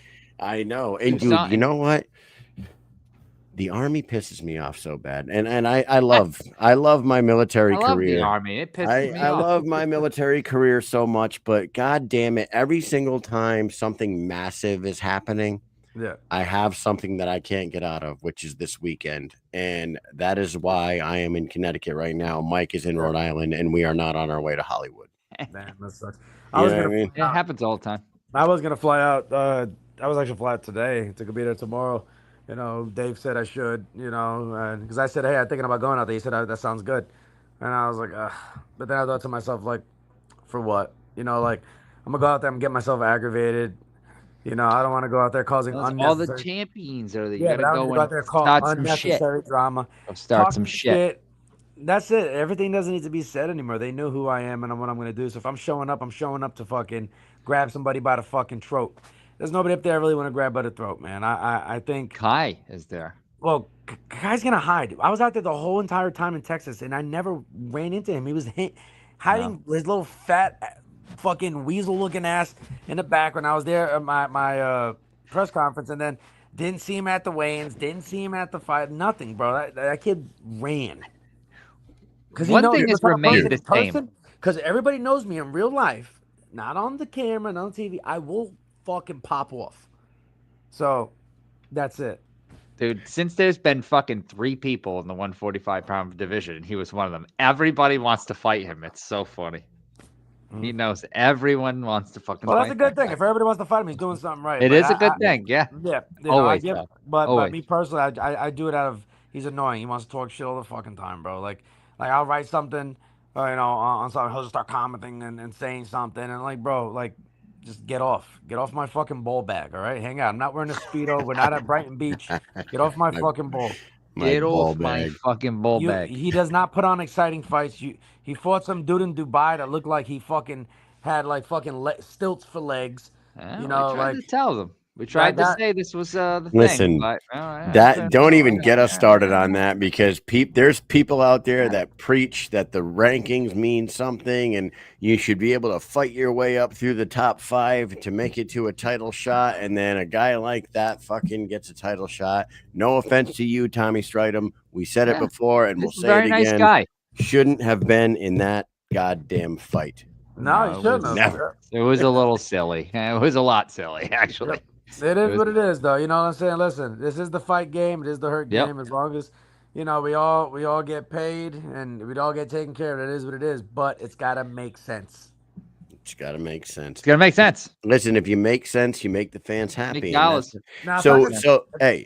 Tony, you are a man of many opinions, and we will say a lot of things. Mike, bring that graphic back up on the stage of what's happening tomorrow with the BKFC, the summit, the champion summit. We asked the first 2 guests. Tony, I like how they had to add Palomino later because he was probably bitching. They added him on the website. He's probably like, wah, I need to be on this.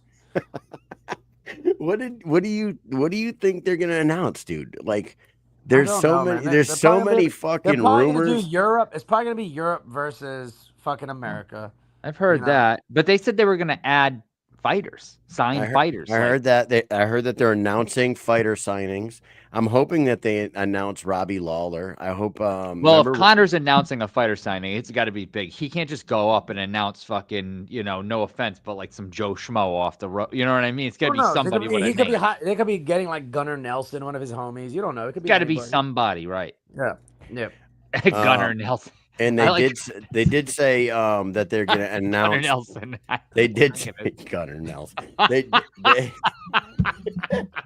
It's gonna be Gunnar Nelson. That is not a name that anybody thought. Because I'm here. Yeah, I know the guy's from life. I fucking watch his documentaries. Like, Conor was one of those influential fighters for a lot of us. We're around the same fucking age.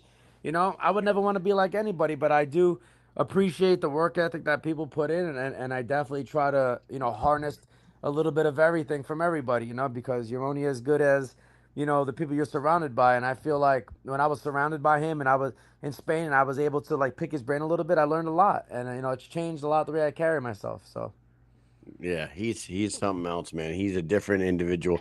You know what? And he lives a fucking, I know that this rock star lifestyle, baby. He does, but he also lives a tumultuous fucking life.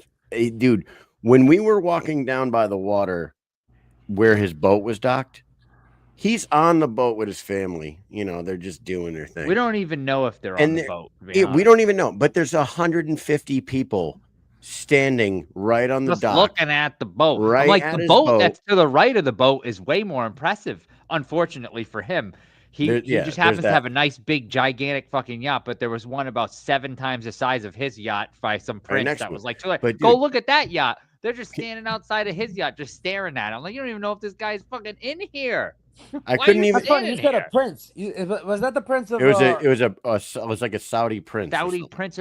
This is the biggest fucking yacht. They said it was sitting there for like 5 years and he never even used it. I'm like, that thing is bigger than like 4 houses, 5, probably every house on my street put together. It's fucking massive. Yeah, they said that he parked it there like 5 years ago and he liked the spot and he wanted to keep it, so he just left it. That's his. He owns it. Huge. But they're all just staring at his. Rob, who fought Sean, what's his name? Sugar Shane, Sugar Shane. What the fuck is that kid's name?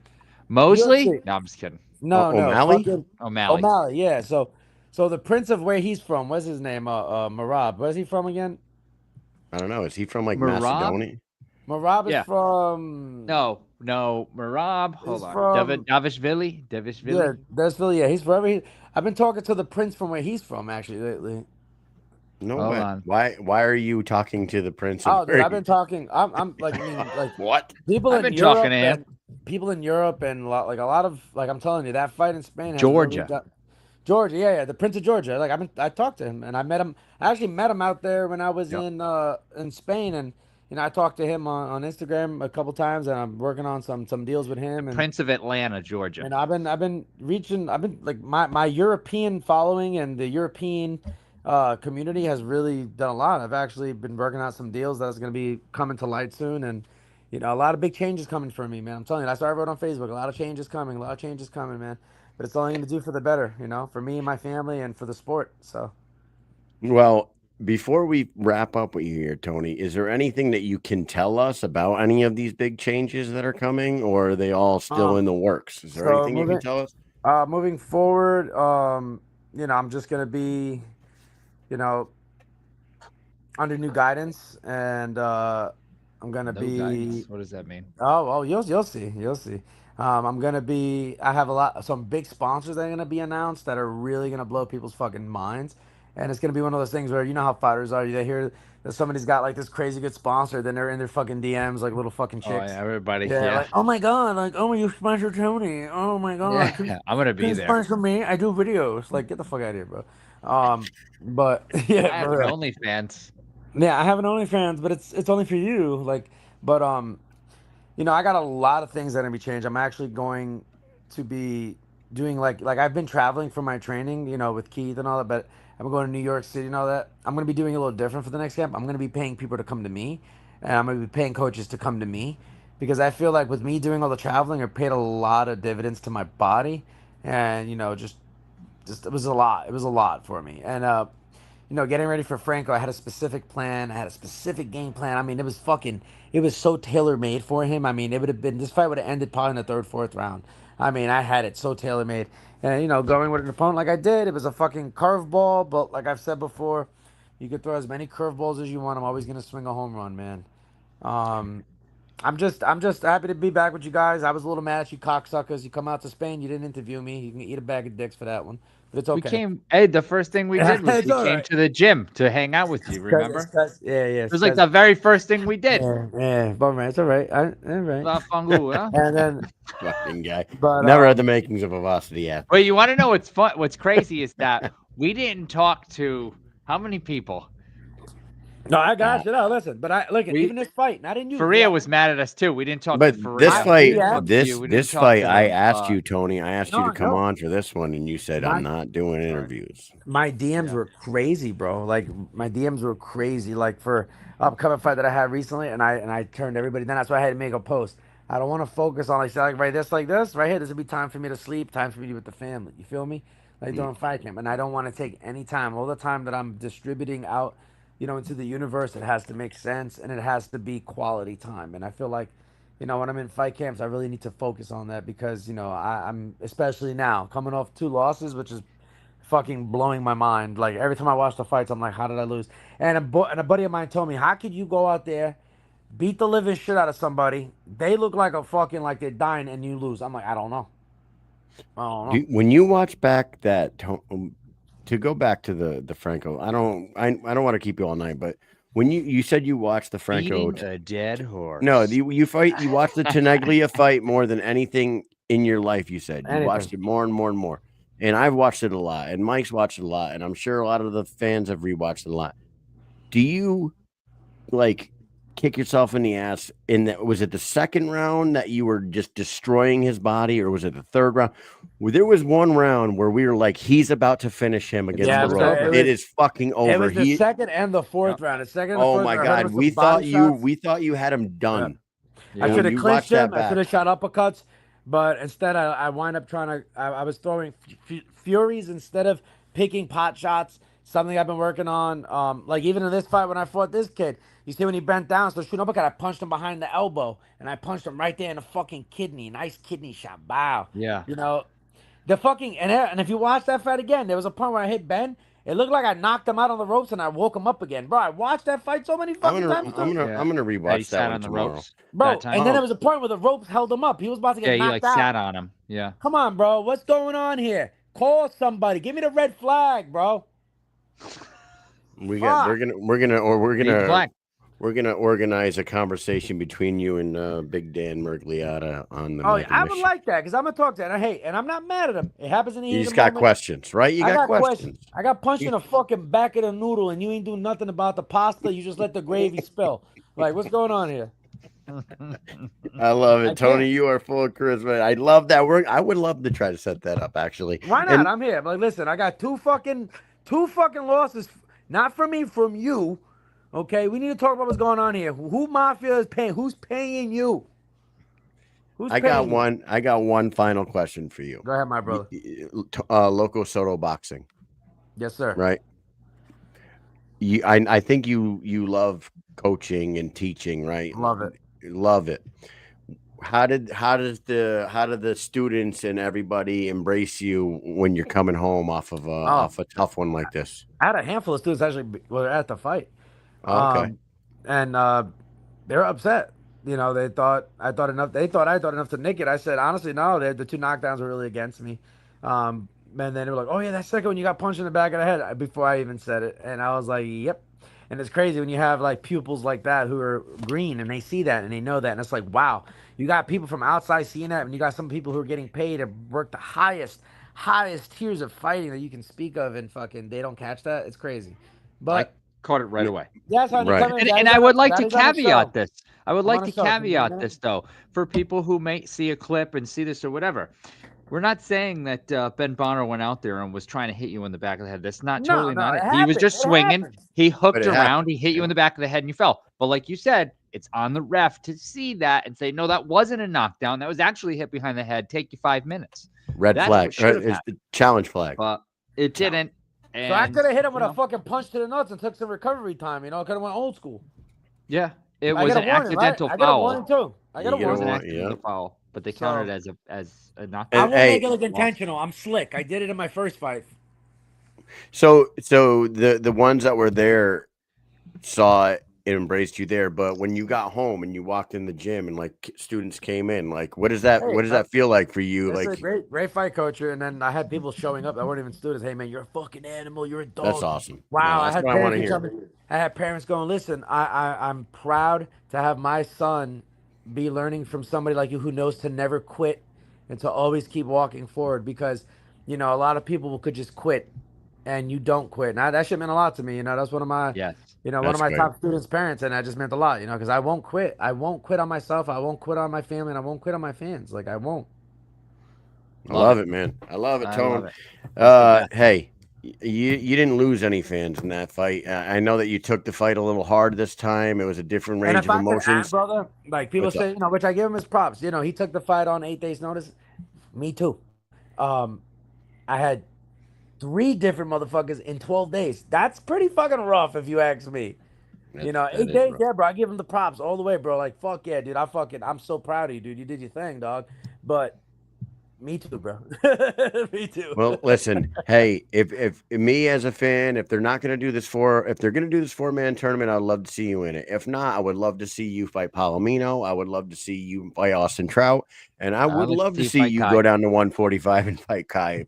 That would be fucking fantastic too. I'm into the There's a- drama. I'm Yeah, a drama guy. There's I a like the lot drama. there's a lot of options with you, Tony Soto, and I look forward to whatever they're I going to appreciate do it. with Hey, you. they might need to open up a new state, so you know they know who to call. You know. Let's go.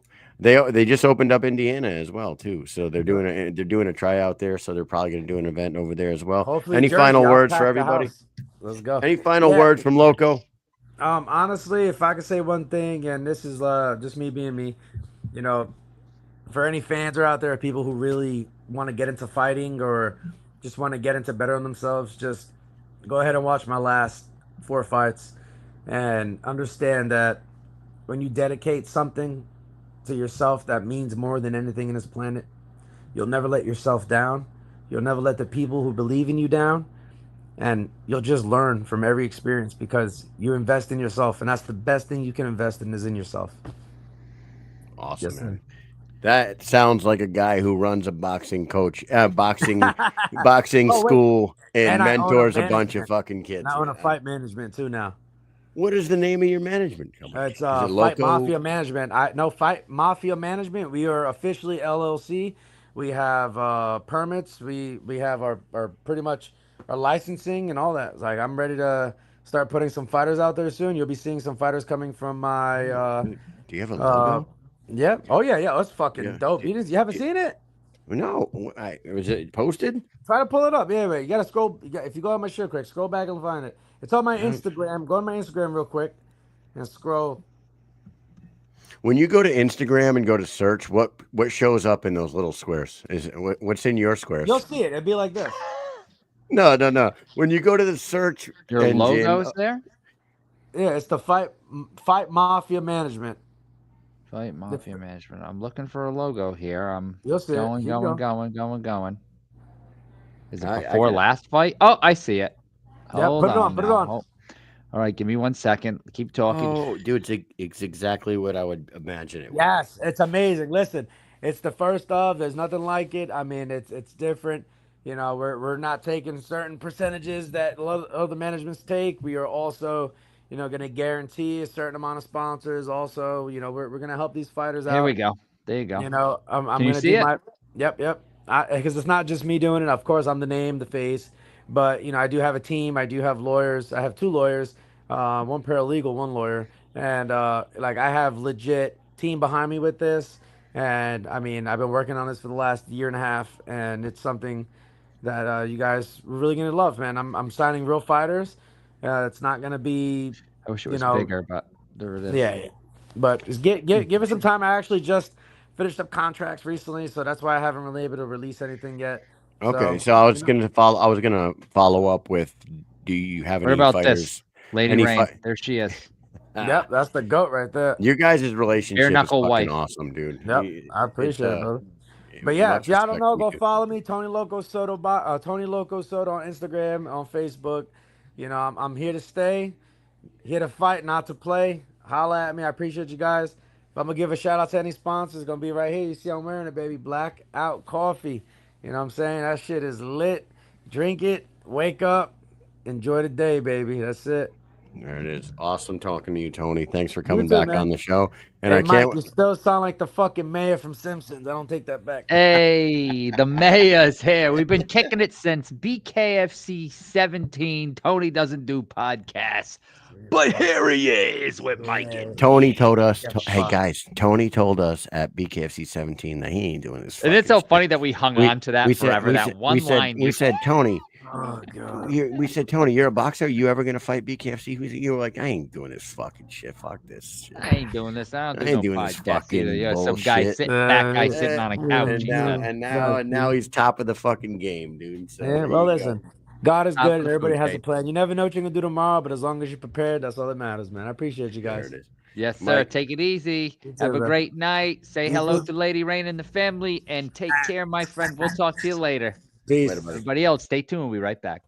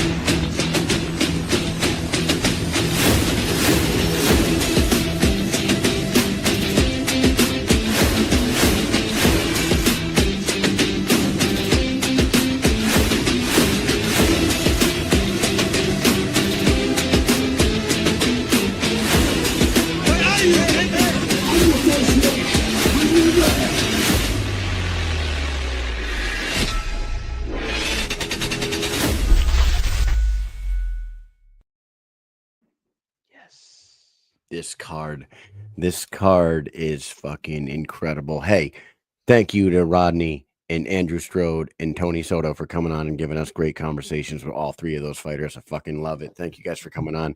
This fight card, Mike, is so goddamn good. It is so good. And this whole fight week is so good. I cannot wait to see the summit tomorrow. I can't wait to tune into the weigh-ins on Friday. And that fight card is just fucking dynamite from prelim 1 all the way through. They just do it again. I mean, you know, for a fight promotion that's in turmoil and is just going down the toilet, according to a bunch of fucking Stunads out there. Stunad. Yeah, a bunch of Stunads doing Stunad, saying Stunad. Yup, stupid or crazy, out of touch with reality, disagreeable. There it is, Stunads. Just take a look at this weekend's events and tell me that they're in a fucking down, and they're in a spiral downfall. Get the fuck out of here. Mike, you asked the fighters tonight. I'm going to ask you, as a fan, which one of these ones? I mean, it is so hard to choose from. There's the main event, there's the co-main, but there is a bunch of other great ones on there. What do you, dude? Come on, give me a dark horse. Okie dokie. There's 2 fights on this card that we haven't talked about at all tonight. I don't think we've really talked about them at all. And I'm going to tell you my two picks that I'm going to be paying attention to tomorrow, this weekend. Sorry, it's coming up. And here's the first one. Perez versus Rodriguez. Mohawk in the house. And then if anybody's been paying attention to Perez, this guy is a fucking KO king here. This guy. Do you remember when we were sitting in the? Do you remember when we were sitting in the lobby and that kid was signing posters down in I think it was in Hollywood, right?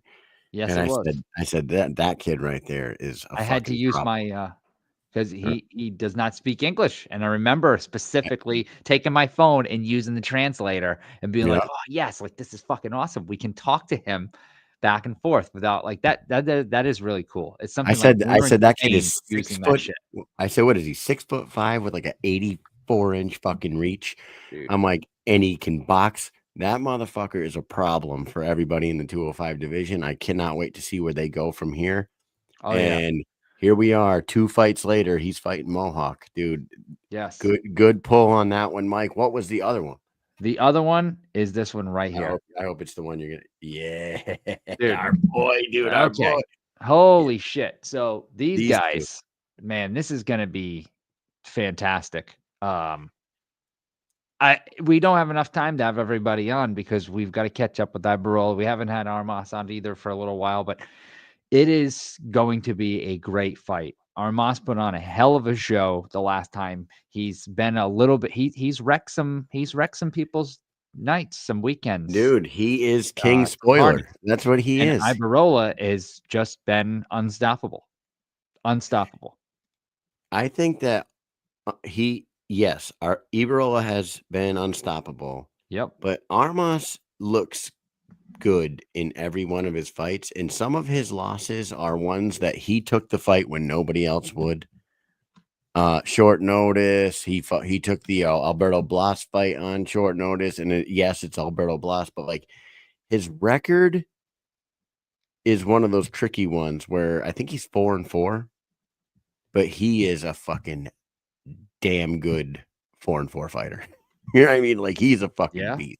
And Roberto Armas is 100% a guy that can go out there and fucking play spoiler for Joy Boy and the Miami crowd on Saturday. This one's. I'm so glad that this was your other one that you pulled up because Armas has a relentless forward pressure, and never quit attitude, right?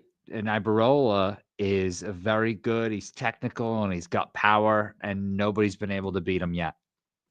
That's it. Yes. Yeah, man. And he has his own belt. I wonder if Roberto Armas asked him to bring his belt. Put your belt on the line.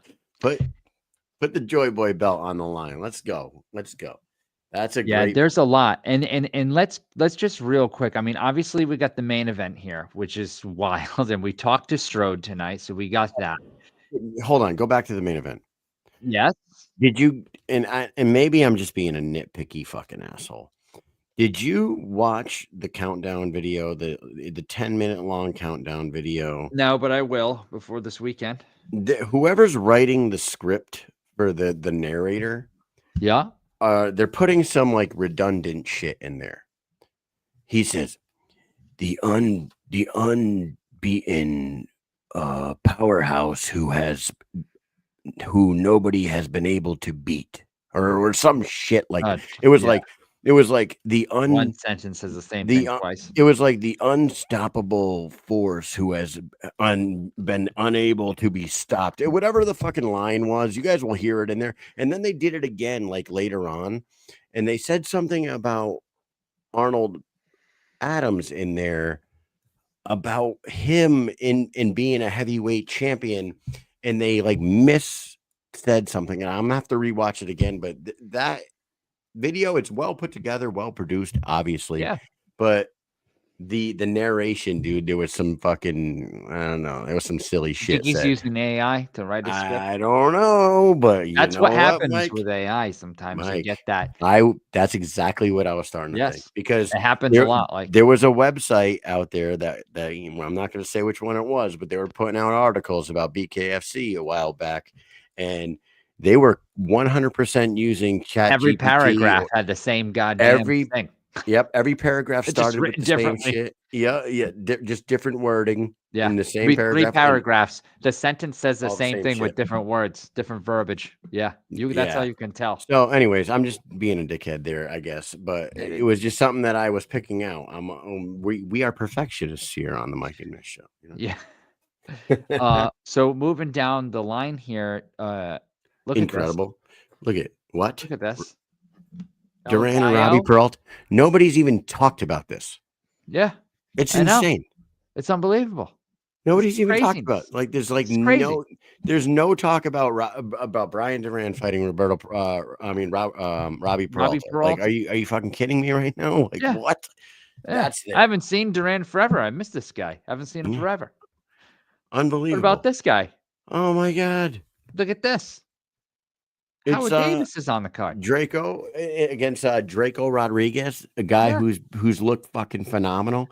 It's this isn't fly under the radar one. I just don't understand it. Like this card is crazy. What about this one? Boswick Carrera. Like I said, I think they moved this off the prelims onto the main card, but I could be wrong. But either way, Brutal Boswick's on this card. I feel like that hasn't even been mentioned. I know. We talked about Iberola Armas. We earlier I brought this up on the screen. What about this one? Townsell and Richardson. Now, Keith Richardson is the most unassuming fucking badass you've ever seen in your life. Yeah. You look at him and you don't know what to expect. He is a LAPD cop. He fucking knows how to throw down. And I got to be honest with you. I know we all love Steve Townsell, but I don't think this is an easy fight for him at all. I think this is a tough one. Another fantastic pairing. Another fight. Another good fight. All right. What about this one? Jesus. Now, Sarah Click says flyweight. Okay, so this is 125. Okay. Because remember Sarah Click fought she fought Borga at 145. She fought somebody else at like 135, and then she went to 115, and she fought the girl at Mohegan Sun. She's just making her way all over those. Remember, it was a bad stoppage at Mohegan. Natalie Gage. Natalie Gage got the gift there. She's fought. Okay, this is her weights. You ready for this? You ready for this? Yeah. This is actually crazy. All right, she starts off, and this is not in BKFC, right? She fought Patty Juarez, 134.5. Then she fought Jessica Borga at 150.5 in Orlando. And then she goes to the Tamiami Fairgrounds in Miami to fight Lady Mahia, 119. And then she goes to fight Natalie Gage, and she weighed in at 116. She went from 134 to 150.5. And then there was some time, almost a year, between that fight, but she went down to 119 and then to 116 from 150 and a half. She was the Yeah, year and before. then yeah, dude, no, look at her in that picture there. She looks incredible from what she looked like when we first saw her fight. She does, and that's another one that flew under the radar. Vicen's is fucking a title, former title challenger, who put on a banger with Christine Faria last year, and boom, she's on the card. Unreal. That's Is gonna that be all of them? that's gonna no. We'll have this. Rambo, and Justin Martinez. Justin Martinez is like the scrappiest freaking 5'1" guy I've ever met in my entire life. Just keeps fighting. Just keeps on keeping on. What else do we got here? Did I miss any? Let's see.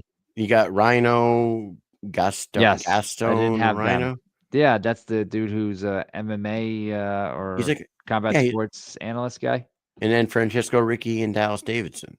Davidson. I pulled that up. Oh, earlier, yeah. So, not that. Oh, where are we? Here we go.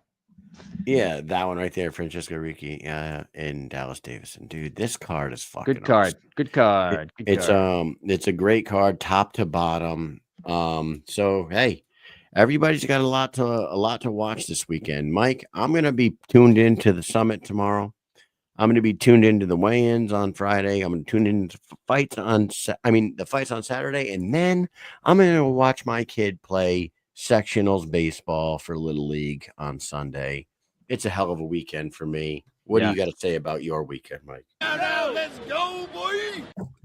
Shout out, let's go, boy, to the weekend. Oh, and in between, I'm going to be doing Army stuff. Of course. Oh, that's right. That's right. Sure. Listen, guys. Listen up! You better be watching the goddamn fights this weekend, and you're fucking wrong. Wrong. I've already said it today. So if you're not doing it, I'm gonna be pissed off at you. Was that Jake Lindsay that I heard there? Listen up! Yeah. Hey, listen up, man. Better be watching these friggin' fights. These fights are gonna be great. It's probably the time you ever see a BKFC event, they're falling apart, but this will be great. And that's just a joke for anybody who's paying attention.